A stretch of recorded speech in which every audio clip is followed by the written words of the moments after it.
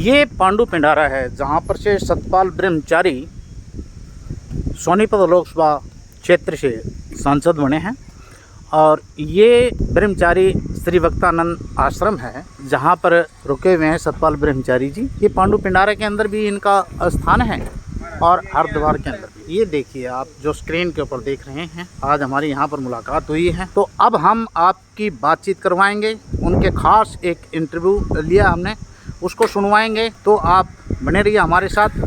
जब तक कि हम आगे बढ़ें तब तक आप एक काम करिए, यदि आपने सब्सक्राइब नहीं किया है तो ज्ञान ज्योति दर्पण को आप सब्सक्राइब कर लीजिए। और जिन भाइयों ने, जिन हमारे समर्थकों ने, जिन हमारे चाहवानों ने इसको ज्वाइन किया, उनका धन्यवाद है।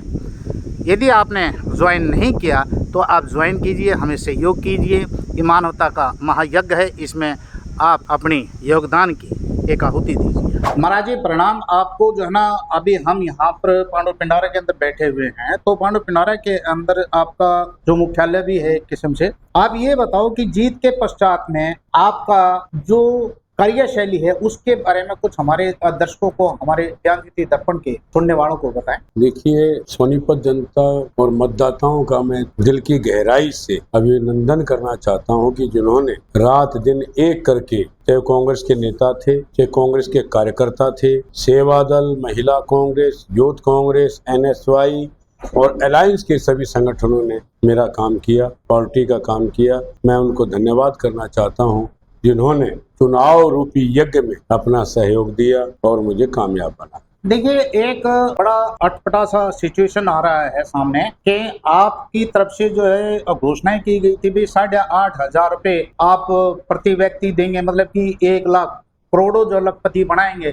लेकिन अब सरकार जो है इंडिया गठबंधन की नहीं है, तो इस सिचुएशन को कैसे टैकल? देखिए, साफ लिखा है, कांग्रेस की सरकार केंद्र में बनने के बाद 5 न्याय यात्रा माननीय श्री खड़गे साहब के नेतृत्व में, श्रीमती सोनिया गांधी जी के नेतृत्व में और युवा सम्राट जिन्होंने देश को जोड़ने के लिए 4,000 से ज्यादा पैदल यात्रा की, हाथ से हाथ जोड़ो, दिल से दिल जोड़ो, प्यार मोहब्बत की दुकान चलाओ, ऐसे हमारे नेता राहुल गांधी जी के मैनिफेस्टो में, कांग्रेस के मैनिफेस्टो में ये है कि 8,500 रुपए प्रत्येक जो महिला, बुजुर्ग जो महिला है, घर की हेड महिला है, उसको कांग्रेस की सरकार बनने पर, अलायंस की सरकार बनने पर ये देने का काम सरकार करेगी। आप राजनेता हैं, राजनीति की तो बात है, लेकिन साथ साथ आप एक धर्मगुरु भी हैं। अब मैं थोड़ा सा आपसे जो चर्चा चाहूंगा, आपकी स्वीकृति के साथ में धर्म अध्यात्म के ऊपर भी चर्चा करना चाहूंगा। देखिए, क्या है कि युवा वर्ग के सामने एक बहुत बड़ा एक समस्या सी आ रही है कि वो नशे की तरफ बहुत ज्यादा अग्रसर हो रहे हैं। तो युवाओं के लिए आपका कोई रोड मैप, आपका कोई मैसेज, आपका कोई संदेश हो कि जो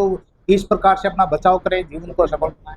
मैंने हमेशा अपील की है, नशे के खिलाफ रहा हूँ। जहाँ भी मैं सामाजिक सेवा में था, राजनीति में था, मेरा पहला मकसद यही था कि हमारे नौजवान नशे से दूर रहें। और नशे से दूर, नशे की लत में पड़ना एक बेरोजगारी का सबसे बड़ा उदाहरण है। जब वो काम करेगा, नौकरी मिल जाएगी, तो नशे से अपने आप दूर रहेगा, ऐसा मेरा मानना है। रही बात हरियाणा में, अभी 2 लाख नौकरियां रिक्त पद हैं जी। आप भी जानते हो, मैं भी जानता हूँ, और सरकार की आप कोई भी अभी गूगल पर देखो, आज मैप में आ जाएगा। 2 लाख नौकरी जिस दिन नौजवान को मिल जाएंगी, वो अपने परिवार में लग जाएगा, कमाई करेगा, ठीक काम करेगा, उसका भी काम चलेगा और परिवार का भी, गलत संगत से वो दूर हो जाएगा। अच्छा, आप एक तरफ नेता भी बने, सांसद हैं, दूसरी तरफ आप धर्मगुरु हैं। अब ये धर्म और राजनीति, इन दोनों का सामंजस्य किस प्रकार से बिठाएंगे? देखिए, धर्म और राजनीति का सामंजस्य ठीक रहेगा, उससे देश भी चलेगा, पार्टियां भी चलती हैं और समन्वय बना रहे, तो एक शुद्धता का जो आचरण है वो पार्टी में लागू होगा और सभी लोग सम्मान करते हैं। यहाँ तो हिंदुस्तान में कई बड़े बड़े मंडलेश्वर, बड़े बड़े आचार्य, बड़े बड़े जो हमारे मठों के महंत हैं, वो सरकार चला रहे हैं और अच्छी सरकारें चलाई हैं। जो संत पार्टी में, हरियाणा में भी कई संत पार्टी में आए हैं, कांग्रेस से भी आए हैं, अन्य दलों से भी आए हैं, लेकिन उनका सबका कार्यकाल बढ़िया रहा है। जीवन के अंदर जो गृहस्थ जीवन है, गृहस्थ जीवन को खुशहाल बनाने के लिए आपकी तरफ से, क्योंकि आप धर्म नेता हैं, तो क्या संदेश हो कि गृहस्थ का जीवन सुरक्षित? देखिए, गृहस्थ जीवन सबसे बड़ा बताया, 4 वर्ण है इसमें, 4 जीवन में, जैसे ब्रह्मचर्य पहला, उसके बाद गृहस्थ, उसके बाद वानप्रस्थ, उसके बाद संन्यास आता है जी। 4 उसमें बांटा है, 100 साल की उम्र हो, लेकिन 75 के बाद संन्यास धर्म अपना लेना चाहिए। संन्यास धर्म ये नहीं कि लाल कपड़े कर लिए जी। सो इसका मतलब ये है कि एक दृष्टि से सबको देखना और भगवान के प्रति आराधना करना, ये संन्यास धर्म काम। अच्छा, आपने चार जो धर्म बताए, इनके अंदर आप गृहस्थ को कौन से स्तर पर लेते हैं? वह गृहस्थ सबसे बड़ा धर्म है। सबसे बड़ा धर्म यदि गृहस्थ है, हाँ। तो आपने गृहस्थ जीवन को स्वीकार क्यों नहीं किया? देखिए उसकी अलग अलग विभिन्नताएं हैं, जी कई कारण हैं। जी हमारी जो संस्थाएं हैं इनमें ब्रह्मचर्य जीव व्यक्ति ही इसका अध्यक्ष बन सकता है। जो ट्रस्ट के नियम हैं अच्छा। और संस्थाओं के नियम हैं उनका पालन करना भी जरूरी है। अच्छा, देखने में ये आया है कि जो जितने भी ज्यादा खासकर जो धर्म के नाम के ऊपर आडंबर ज्यादा हो गए, धर्म के नाम पर आतंक, दहशत, खून खराबा, कत्लो गारत के हालात ज्यादा बढ़े हैं, इससे आप कितने सहमत हैं? देखिए ये काम सरकार का है। जी धर्म के रूप में कोई गलत काम करता तो उसको सजा मिलती है। जी। ये हिंदुस्तान है, यहाँ तो बड़े बड़े उदाहरण आपके सामने हैं। बिल्कुल। मैं नाम नहीं लेना चाहता, नाम मैंने भी लिया नहीं, ठीक, इसलिए तो बहुत आप से सब जेल- जानते हैं जी। जो धर्म का प्रयोग गलत तरीके से करेंगे उनको सजा मिलती है और मिल रही है। आप जो धर्म और संप्रदाय के अंदर ये बोलते हैं भी ये हिंदू धर्म है, ये मुस्लिम है, तो इसके अंदर क्या मतलब जो है भेद क्या है? मैं सभी धर्मों का पालन करता हूँ, जी। हर धर्म का मैं सम्मान करता हूँ। आपके दृष्टिकोण से धर्म के मायने क्या है? कोई धर्म हमको अच्छा रास्ता बताता है, चाहे कोई भी धर्म हो, और मैं तो सभी धर्मों का पालन करता हूँ। चलिए, बहुत अच्छा लगा। खैर, आपने जो ना चलते चलते आप मुझे जीवन की 5 सफलतम व्यक्तित्व के लिए क्या बातों को स्वीकार करना चाहिए, कैसे जीना चाहिए, 5 पॉइंट्स बता दीजिए और उसके बाद हम गिना।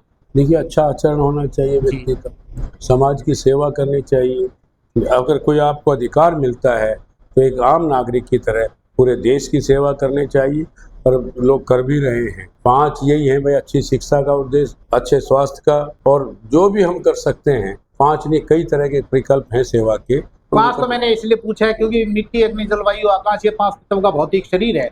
तो 5 सूत्रीय कार्यक्रम आपकी जिंदगी के जो खुशहाल किस प्रकार से बनाई, ये तो संदर्भ सिर्फ इसलिए था। अच्छा अच्छा। हाँ सिर्फ सेवा के प्रकल्प बहुत हैं। जी आपने तो 5 ही पूछे, सेवा कई तरह से की जा सकती जी। है। शिक्षा के क्षेत्र में, स्वास्थ्य के क्षेत्र में, जी। ठीक है ना, और कई है। चलिए, बहुत अच्छा लगा खैर आपसे बात करके, बहुत अच्छी बेहतर जानकारियां दी। दोस्तों, ये थे जो ना हमारे साथ में पंडित सतपाल ब्रह्मचारी, जिन्होंने अपने जीवन के अनुभव हमारे साथ में साझा किए। अब ये सोनीपत लोकसभा क्षेत्र के सांसद भी बन चुके हैं और भविष्य में देखते हैं इनकी कार्य योजना किस प्रकार से सुंदर स्वरूप देती है। जय हिंद। मैं नरेंद्र शर्मा पुराना, ज्ञान ज्योति।